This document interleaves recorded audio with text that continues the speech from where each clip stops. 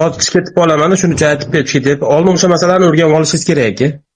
Uni hozirgi masalalarda so'ralishingizdan oldin o'shandan so'ralasiz aka. Siz to'g'rimi, noto'g'rimi?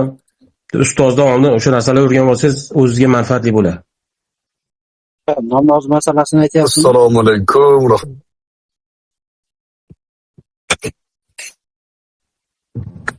Va alaykum assalom va rahmatulloh. Assalomu alaykum rahmatullohi va barakatuh.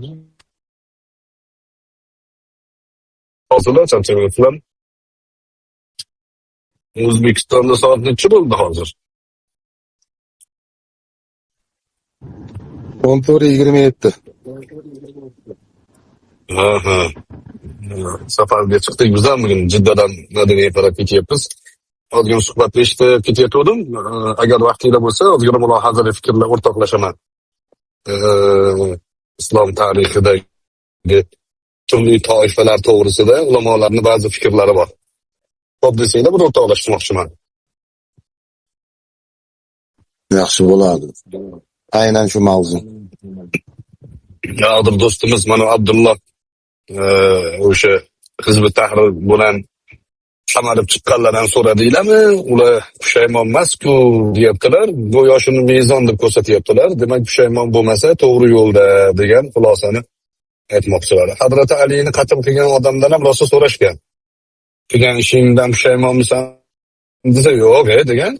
Men shu bilan jannatga kiraman degan. Men shu ishim degan qiyomatda eng suyanadigan hujjatim shu degan. Buni nima uchun hozir mavzuni inson bir toifani yoki bir jamoa noto'g'ridan xabardor bo'ladi. Islom tarixida payg'ambar alayhissalotu vassalomdan ogohlantirish o'laroq uning toifalar chiqqan. Payg'ambar alayhissalotu vassalom ummatni 73 ta firqaga bo'linadi deganlar. Uzilib qoldi. O'sha hammasi jahannam ummatin qo'shilib gapirishni boshlasam uzilib qolyapti. O'zim boryaptimi endi? Endi kelyapti, orada uzilib qolyapti. Hop, demak 73 ta firqaga bo'linishligi ochiq oydin hadisda bor. Hadisda bor bo'lgandan keyin demak, bugun islom nomidan gapirayotgan odamlar 73 firqadan qaysi birigadir aloqador bo'lishi mumkinmi? Tarixga qarasak mumkin. Tarixda paydo bo'lgan jamoalarning hammasini hujjati Qur'on bo'lgan. Ayrimlari sunnatni ham qabul qilgan, lekin o'zini fahmi bilan, o'zini tushunchasi bilan, yangi g'oya bilan, yangi ijtihod qildik biz. Bizdan oldingi odamlar topolmagan narsani topdik degan da'vo bilan Qur'on sunnatga suyanib ahli bid'at toifa paydo bo'lgan. Nima uchun ularni bilish muhim? Men tarixni ulamolarning siyratini o'rganayotganman. Biror dona ulamoni ko'rmadim ahli bid'atga raddiy yozmagan bo'lsa. Imom Buxoriyning asarlari ham, hattoki sahih Buxoriyning sahih to'plami ham usluban raddiya hisoblanadi. Raddiya. Raddiya ikki xil bo'ladi. Bittasi aslga qarshi raddiya bo'ladi. Masalan, aslda adashib ketganlar bor. Mo'minni kofir deydigan, qadarni inkor qiladigan, Allohning sifatlarini inkor qilib, Allohga jism isbot qiladigan. Bular aslda Imomlar yo'lda ekanda uzilish bo'lyapti. Alo, priyom. Assalomu alaykum rahmatulloh. Endi ovoz keldimi? Yaxshi keldi. Assalomu alaykum. Alaykum assalom. Tog'i orasidan o'tayotgandik. Xo'p, qayerda uzilib qoldi gapim? Yo'ldan adashgan bular asl degan joyingizda shuna uzildi domla. Assalomu alaykum. Yo'ldan adashishlikda, ya'ni ulamolarning raddiyalari ikki xil yo'nalishda bo'lgan. Bittasi usuldagi ixtilofga qarshi Allohning sifatlarini inkor qilish, Allohga jism isbot qilish, qadarni inkor qilish kabi, mo'minni kofir deyish kabi. Hatto bularga qarshi Imom Ahmadga o'xshagan katta-katta ulamolar umrini, hayotini, jonini tikib olgan. Raddiyasi keskin bo'lgan. Salom berganga salom bermagan hattoki. Ularga keskin shunaqa muomala qilishgan. Imom Buxoriyga hattoki Naysoburda bilamiz, Imom Zuhriy va shogirdlari bilan qattiq tazyiq bo'lgan. Tazyiq 3 kunda chiqib ketmasa o'ldirishga ham tahdid bo'lgan Imom Buxoriyni. Muhaddis zamonasining eng peshvo ulamosi bo'lgan, lekin usulda xilof qilyapti bu, Allohning kalomini maxluq deyapti degan bid'at gapni ko'taryapti degan ta'na bilan Buxoriyga ham tahdid bo'lgan. Va Imom Buxoriy buni o'zini oqlash masalasida ularga raddiya bergan. Xalqu af'olil ibad nomli asar yozgan. Shu raddiya shu. Endi furudagi masalalarni biroz bag'ri kenglik qilishlikka targ'ib qiladi. Ahli sunnatning qoidasi bor. Usuldagi ixtilofga keskin raddiya beramiz, furuga bag'ri kenglik qilamiz degan qoida. Furu bu namozda omin zahri aytadi, maxfiy aytadi, rofiyadayn qiladi, qilmaydi. Bunga o'xshagan narsalar. Endi mana hozir bizning zamonamizda Hizb Tahrir yoki havorijlar, musulmonni kofir deyotgan odamlar, ular bilan gaplashsangiz Qur'ondagi oyatni o'qiydi-da, mana men haqman deydi. Hizbiylar aytadiki, mana Taqiyuddin Nabahoniy ijtihod qildi, biz haqmiz deydi. Xo'p, botil kim unda? Go'yoki bizga gapirayotganda bunaqa qilish kerak deydi, u qilish kerak degan narsani ahli sunna ham qilish kerak deydi. Botil kim desangiz, botilni bilmaydi. Biz haqmiz, qolgan hamma botil deydi. Bu ilmiy qarash emas. Ilmiy qarash qanaqa bo'ladi desa, biz Ibn Taymiyo rahimahulloh aytadiki, ilmiy qarash raddiyada o'zidan oldingi barcha ulamolarning ixtiloflaridan boxabar bo'lish kerak deydi. Qaytaraman, o'zidan oldingi ulamolarning ixtiloflaridan xabardor bo'lish kerak. O'zidan oldingi o'tgan ulamolarning ixtilofidan xabardor bo'lmagan odam bu to'g'ri, bu noto'g'ri deb raddiya bahsga kirishsa, qaysidir adashgan toifani Aliyul Qori haqida gapirayotgandim. Aliyul Qori rahimahulloh Hanafiylarning mashhur mutaaxir ulamolaridan, bu kishini Fiqhul Akbarga yozgan sharhlari bor. Ajoyib kitob. Shu sharhda asli o'sha hadisni misol keltirib aytadilarki, aslida deydilar, matnni ham o'qib beray. Wa'lam anna al-firaqa ad-dallata usuluha 14 firqa. Thumma tasha'abat kullu firqatin minha ila firaq. Shuni yaxshi bil deydilar. Adashgan toifalarning usulda adashligi 14 ta firqaga bo'linadi. Aslida usulda 14 ta firqa o'tgan, tarixda bor bu, paydo bo'lgan firqalar. So'ngra ulardan ajrab boshqa firqalar paydo bo'ldi. Sanab chiqsang 73 taga chiqadi deydi. Buni ba'zi ulamolar aniq sanab ayta olmaymiz deydi, lekin Imom Ali al-Qori aytadiki, yo'q bu aniq deydi. 73 ta Rasululloh aytgan chiqqan deydi va ularni sanab chiqadi. Bu firqalarni eng birinchisini ulamolar Haruriylar degan. Haruriyada Hazrati Ali radhiyallohu anhu ga qarshi chiqqan jamoa. Ularning aqidasi hukm masalasida Ali kofir bo'ldi deyishgan. Hukm masalasida. Yaxshilab e'tibor berib tursangiz, mana shu toifadan boshqa tomonga chiqib keta olmaydi. U hizbiy bo'ladimi, havorij bo'ladimi, bugungi kunda madhali bo'ladimi, misol uchun sunnat inkorchisi bo'ladimi? Tarixda o'tgan 14 ta asos hisoblangan toifaning bittasini qo'ltig'ining ostiga kiradi shular. Birinchisi Haruriya. Nimaga Haruriyani birinchisi sanayapti? Islom ummatining ichida adashgan toifaning birinchisi Haruriyalar bo'lgan. Haruriya degan joyda Hazrati Ali ularga qarshi jang qilgan, ularni o'ldirgandan keyin ichlaridan o'sha belgisi bor odamni qidirib topgan va alhamdulillah degan Rasulullohning bashorati bor edi, mana o'sha toifa deganlar, ko'rsatganlar. Islom ummati ittifoq qiladi, Haruriyadagi o'ldirilgan odamlar birinchi bid'at toifa. Sifatlari nima edi ularni? Musulmonni kofir deyishardi. Sunnatni inkor qilishlikda mushtarak bular hammasi. Sunnatni o'rniga o'zlarini aqllarini qo'yib olishardi.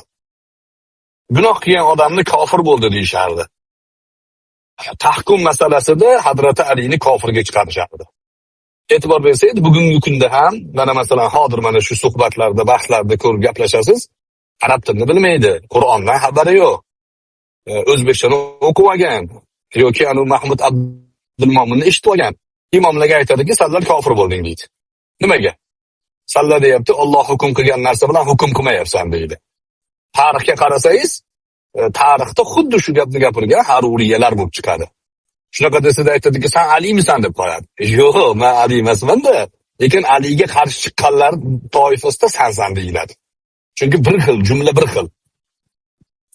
Arab tilini bilmaydi, arab tilini bilgan odamga sen Allohning hukmi bilan hukm qilmayapsan deydi. Demak, haruriya birinchisi. Endi haruriyaga reaksiya o'laroq qarama-qarshi ikkinchi toifa paydo bo'lgan, uni rofiza deyiladi. Rofizalar shialikni g'uluga ketganlari. Shialik avval to'g'ri ma'noda bo'lgan, ahli baytni himoyasi uchun barcha ulamolar ahli sunna ham ahli baytni himoyasida bo'lishlikni, ahli baytga boshqacha e'tiborda bo'lishlikni aytadi.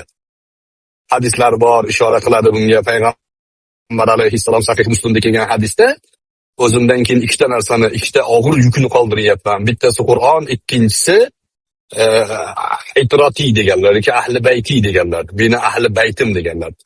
Ahli baytim haqida Allohdan qo'rqishlikni so'rayman, Allohni eslataman deganlar. Chunki ahli baytga zulm qilinishligi Rasulullohga bildirilgan. Va buni ogohlantirganlar. Ahli baytga zulm qilinadi. Shialik dastlab to'g'ri bo'lgan, ideologik ma'noda to'g'ri bo'lgan, keyinchalik siyosiylashgan u. Ana shu shialarning ichidan rofiza deganlari paydo bo'lgan. Ular endi bo'lib o'tgan ishlarning hammasini noto'g'ri bo'ldi deyishgan. To'g'rilari ham asli noto'g'ri, biz qilmaganimiz uchun degan da'vo qilgan. Eng katta jinoyatlari sahobalarni kofirlikda, haqorat qilishlikda, xiyonatda ayblashgan, haqorat qilishgan. Rofizalar Hazrati Abu Bakr Siddiq, Hazrati Umar ibn Xattob, Hazrati Usmon radhiyallohu anhu ajmainlarni munofiq bular, kofir bo'lgan bular deb haqorat qilishardi. Va bularni e'tiqodida yangi bid'at, imomat dinni asli deyishardi. Usuliddin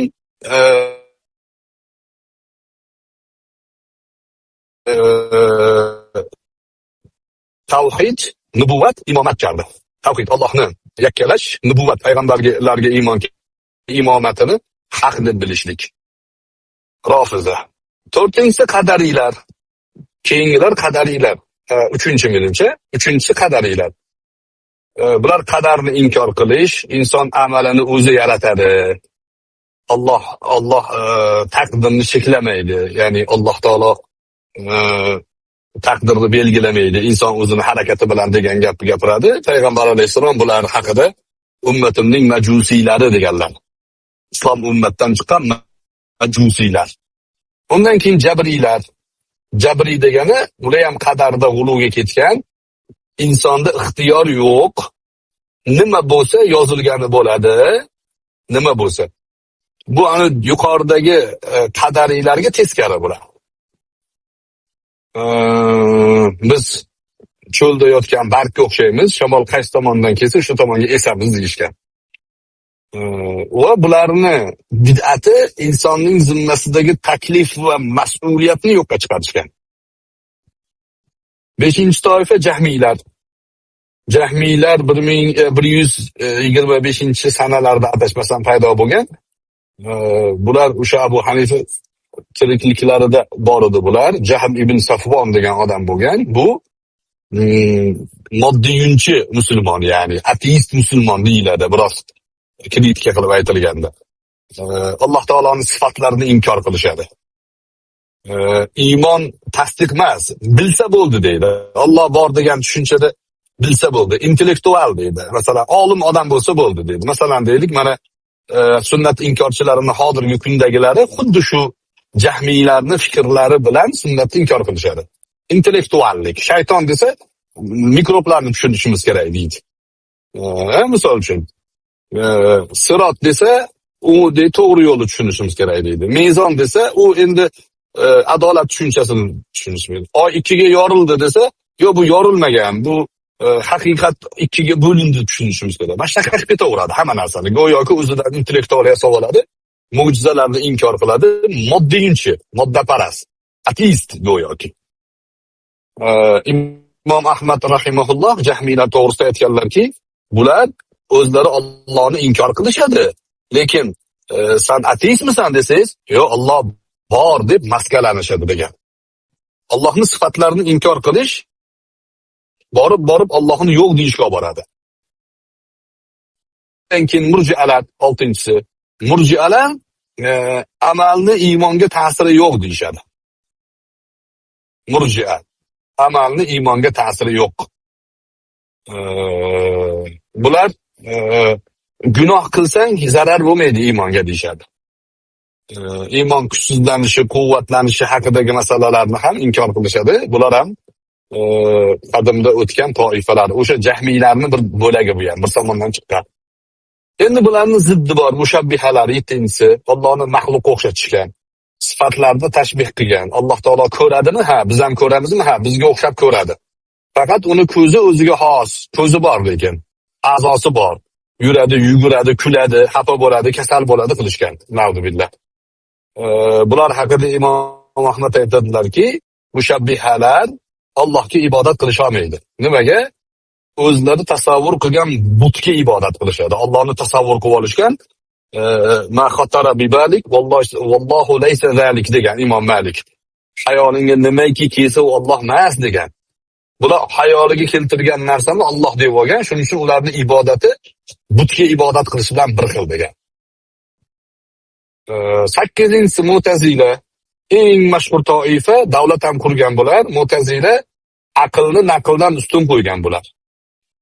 Qur'onni maxluq deyishgan, oraliq manzila bor deyishgan. Al-manzilatu baydal manzilatayn degan.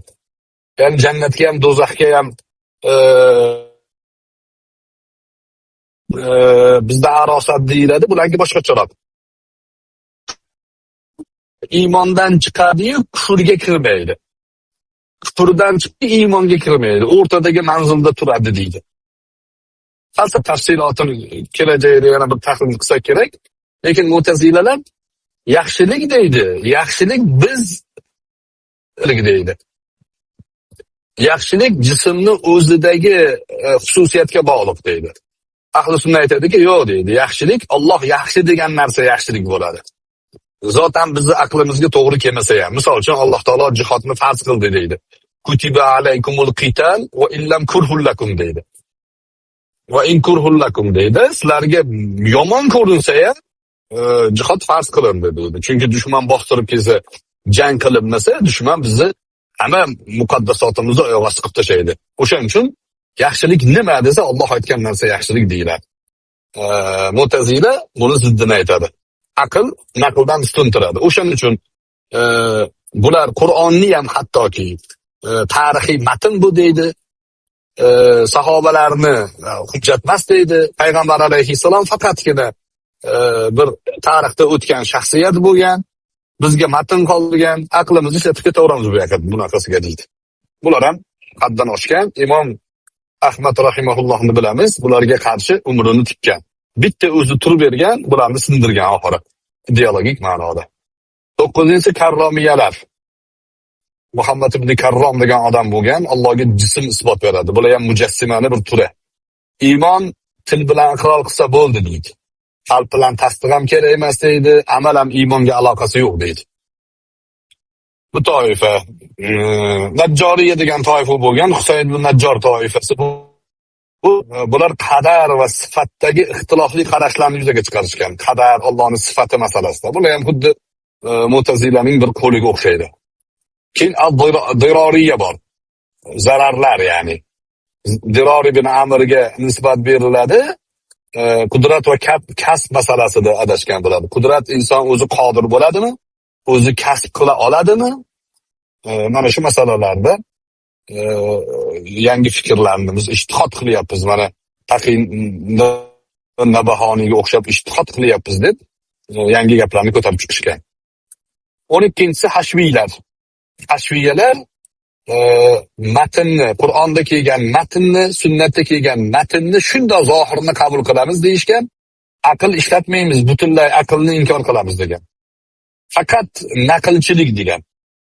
Lekin naqlni ichiga o'zlaridan yangi ma'nolarni qo'shishgan. Masalan, Alloh osmonda degan jumlani o'qib, zoti bilan degan jumlani qo'shgan bular. Alloh arshda degan jumla turibdi Qur'onda, hadislarda. Zoti bilan arshda turibdi. Arshdan keyin ma'lum bir masofa bor yoki masofa yo'q, tegib turibdi yoki tegmay turibdi. Arshdan bir qarish kengroq, kamroq, mana shunaqa qo'shimchalarni qo'shishgan, bularni o'shanga hashviya deyilgan. 13-chi mujassimalar Allohga jism isbot berishgan mushabbihalar bilan o'xshaydi. Bular Alloh taolo jismun la kal ajsam deyishgan. Alloh jism boshqa jismlarga o'xshamaydigan jism. Keyin rovandiyalar bor. Ba'zilar sanagan bor 4-tinchisi.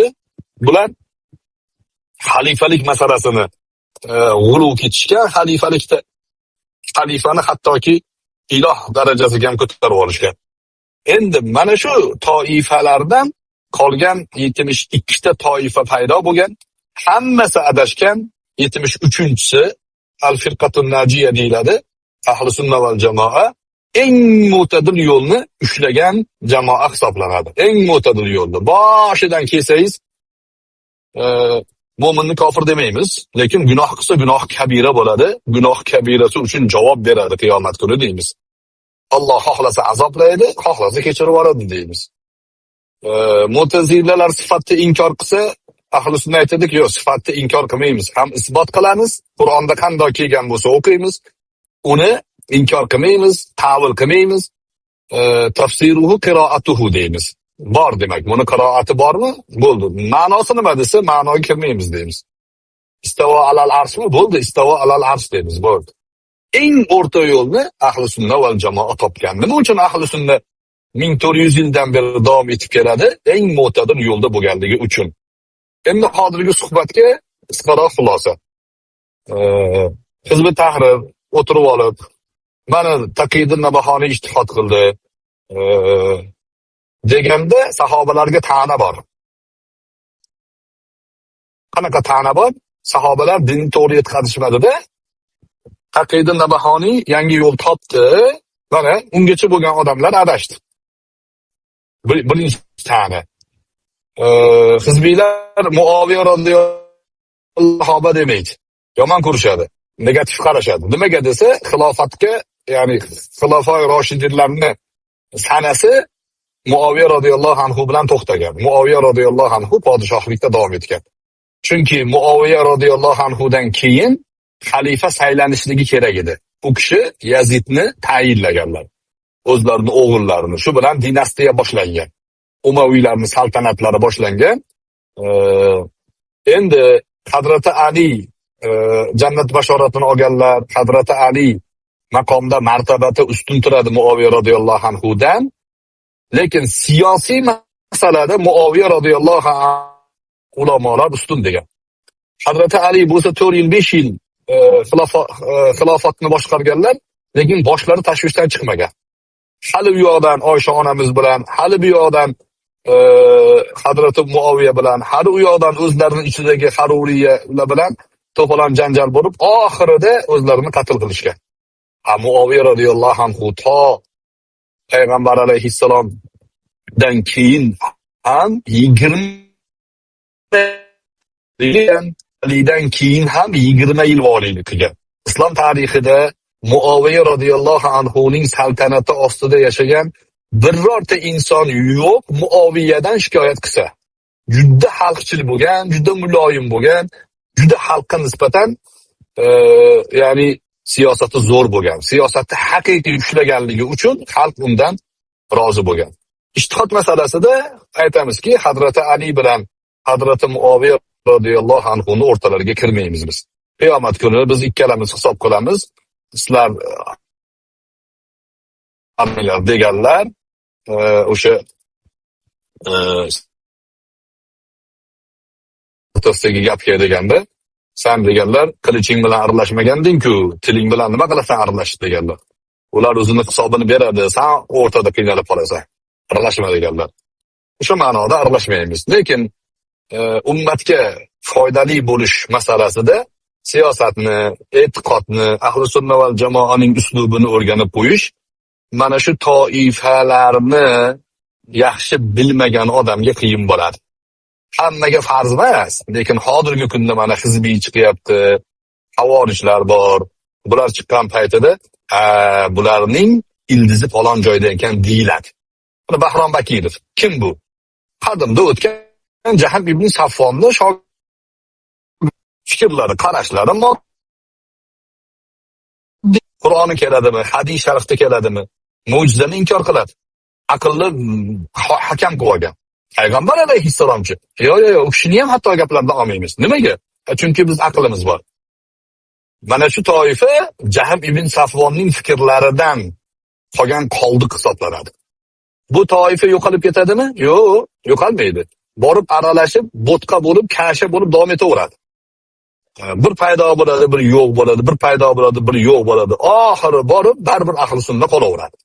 To'rtta mazhabni ming inkor qilsin, Ash'ari Maturidiylikni ming inkor qilsin, davlat qurib hattoki diplom ishlari yozdirsin, doktor ustiga qilsin, farqi yo'q. Baribir Ash'ari qolaveradi, Maturidiy qolaveradi. Davlatlar to'ntarilib yo'q bo'lib ketadi. O'shaning uchun mana bu toifalarning kimligini bilish, do'stlar, bu bahslarga kirgan odamlar uchun farzi kifoya. Bilmasdan turib kirgan odam yuqoridagi sanab o'tilgan 14 ta toifaning qaysidir firqasiga, qaysidir sho'basiga a'zo bo'lib qoladi. Yuraveradi gapim to'g'ri deb. Hammasi Qur'ondan dalil keltirgan. Hammasi. Birinchi Haruriyalar inil hukmu illa lillah degan. Inil hukmu illa lillah degan. Qadariyalar, qadar yo'q deyishgan. Biz o'zimiz va ma kasab degan, o'zim kasb qilgan narsasidan javobgar bo'ladi degan. Illa ma sa'a degan, faqat harakatingdan. O oyat dalil keltiryapti. Jabriylar faqatgina Alloh taolo aytgani bo'ladi, bizda aytganimiz hech qancha bo'lmaydi. Biz robotmiz deganlar. Va ma ramayta iz ramayta valakinnalloha rama degan. Oyat o'qigan ular ham. Mu'tazilalar Allohning sifatlarini inkor qilar ekan, Allohni ko'rishni inkor qilishgan. La tudrikuhul absar va huwa yudrikul absar degan. Men avvaldan bir aytgan edim mana shularga.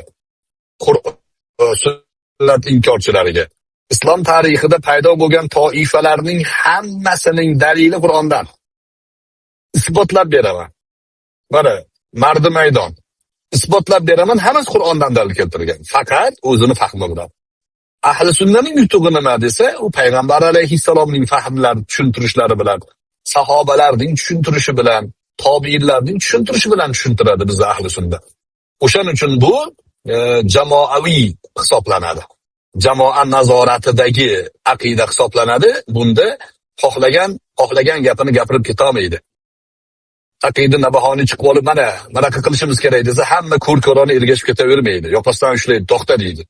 Bu yerda usul bor deydi. Usulga tushmasa, Allomay oxir zamon bo'lsa ham qabul qilinmaysan deyiladi. Qisqaroq shu belgini aytib qo'ymoqchi edim. Rozi bo'lasizlar. Bunga o'xshagan ilmiy gaplardan ko'p toifalar zerikadi, eshitgisi kelmaydi. Nimaga? O'zi sig'inib yurgan tushunchani tark qilishdan qo'rqadi. Masalan, Hizb-ut Tahrir jamoasini din deb olgan. Qasam ichib qo'ygan. Hizb-ut Tahrirdan voz kechish, islomdan voz kechish deb o'ylaydi. O'shaning uchun bunaqangi sodda, bunaqangi sayos tushuncha bilan qo'rqib yuraveradi. Hizb-ut Tahrirni din deb. Hizb-ut Tahrirga qarshi gapirsangiz, ana buni islomga qarshi gapiryapti deydi. Hizb-ut Tahrir adashgan toifa, bunga qasam ichib kirib olish to'g'ri emas desangiz, ana meni dindan chiq deyapti deydi. Asli din emas u, fikr u, ideologiya. Men ba'zi misollarni keltirganman. Bir odam aytayapti menga, bir hizbiy bilan bahs qilyapman-da, aytayaptiki, biz deydi, xilofotni deydi, inqilob yo'li bilan bo'lsa ham olib kelamiz deydi. Biz shariatda shunaqa gap deydi. Qayerda bor shu gap desam, bor, bizni ulamolar ijtihod qilgan deydi. Men bilaman qayerda borligini bo'ladi. Qayerda bor deydi. Karl Marksning Kapital degan asarida bor dedi. Karl Marks kommunizm qurishlik uchun avval inqiloblar bo'ladi deydi. Tinchlikni saqlash uchun urush qilish kerak deydi. Shunda islom lug'atiga tarjima qilib Taqiddin Nabahoniy sizlarga yediryapti. Kapitalda falon och o'qib ko'r xohlasang. Sotsiolog bo'lgan Taqiddin Nabahoniy, sotsiolog, Lenin ham sotsiolog bo'lgan. Jamiyatda shunaqangi siyosiy fikrlar bilan yoshlarning fikrini chalg'itish, ularga hamma yoqda muammo bor. O muammoni yechimi bizda degan usulni qo'llashgan. Serial usuli bor-ku. Serialni qanaqa o'ynashadi? Boshlanadi, tugayotgani yana ibtido bilan boshlanadi. Tugagan kuni ikkinchi seriyasini kutib yashaysiz. Sotsiologlar shunaqangi tuzab qo'yishgan yoshlarning ustiga. Nima qilishini bilmaydi, hamma muammo mana xilofatda o'rnatsak, hamma muammoni yechamiz deydi. O'zinglar namoz ham o'qimay qo'ydinglar-ku. Muammoni yechamiz deb muammoni kattalashtirib yordinglar-ku. Desangiz nima deydi? Biz vaqtlaymiz deb qo'yadi. Hozir aytyapti-ku kishi. So'rab ko'rdinglarmi o'shalardan? Deb. So'rab ko'rsak pushaymon qilmayapsa, demak u meni kechirasizlar. U eng molfahm odamda shu. Islom ummatiga zarar yetkazdi, oilasiga zarar yetkazdi, o'zini hayotiga zarar yetkazdi. Yana men pushaymon emasman deyapti. Abdurahmon ibn Muljamdan nima farqi bor buni? Bitta xotinga 2000 dirham mahr berdi, Hazrat Alini o'ldirib seni olaman dedi. Xotindan ham ayrildi, puldan ham ayrildi, joni ham ketdi shu odamni. O'layotganda so'rashgan, nimaga bu ishni qilding desa, jannatga kiraman shu ish bilan degan. Bu g'urur yomon narsa, jaholat yomon narsa do'stlar. Shuning uchun jamoadan ajramaslik kerak. Payg'ambar alayhissalatu vassalom hadislarda aytadilarki, alaykum bil jamaa deydilar, alaykum bis sawadil a'zam deydilar. Jamoatni, katta qoralikni lozim tutinglar. Bo'ri ajralgan qo'yni yeydi. Bu ham asarlarda kelgan. Ajralgan odamni bo'ri yeydi. Bo'ri o'sha bid'at shayton ajralgan odamni o'z yo'liga tortib ketadi. Alloh taolo haqdan adashtirmasin. Yo'l-yo'lakay endi savol-javob qilish maqsadim yo'q edi. Hozir suhbatni eshitganda hayolimga kelib qoldi. Shu gapni ham bir suhbat qilib qo'yishimiz kerak ekan deb aytib qo'yay dedim. Rozi bo'lasizlar. Suhbat davom ettirib tursanglar ham bo'ladi. Inshaalloh agar vaziyatga qarab biz kiramiz. Bizda ham opishim bo'lib qoldi. Barchalarga tashakkur. Assalomu alaykum va rahmatullohi va barakatuh. Va alaykum assalom va rahmatulloh.